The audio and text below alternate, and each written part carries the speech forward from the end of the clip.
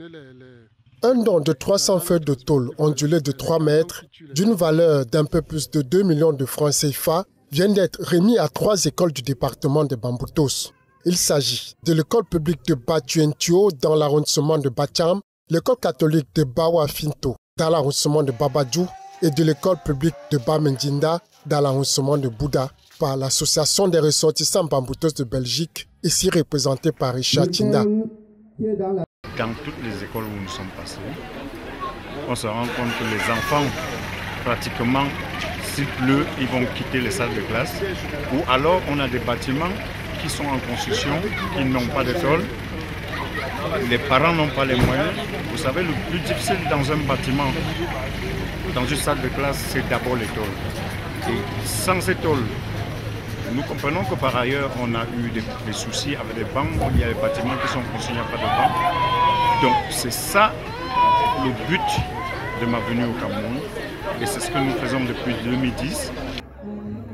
En cette veille de rentrée scolaire, et vu les difficultés que font face les parents d'élèves, et l'État a donné les meilleures conditions propices pour une éducation de qualité aux apprenants, ce don vient à point nommé et donnera un soulagement aux efforts des parents qui ont apprécié cet élan de solidarité.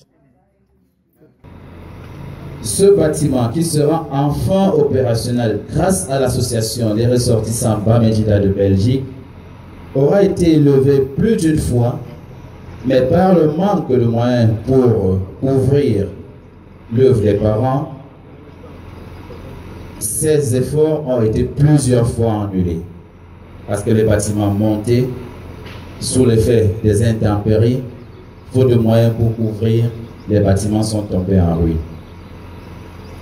Sachez, Monsieur le Président, que le don que vous faites aujourd'hui et l'association dont vous présidez la destinée aujourd'hui est salutaire et il arrive à point nommé, comme vous pouvez le constater. C'est un don qui justifie la raison d'être du dynamisme bamileke. C'est un don qui vient combler un trou, faire tache d'huile auprès des autres communautés, afin que, loin du Cameroun, loin de leur terre natale, qu'ils puissent être loin des yeux, mais tout près du cœur. C'est avec joie que les populations sont sorties pour accueillir ce précieux don, tout en remerciant le donateur avant d'énumérer quelques doléances. Une visite des lieux s'en est suivie.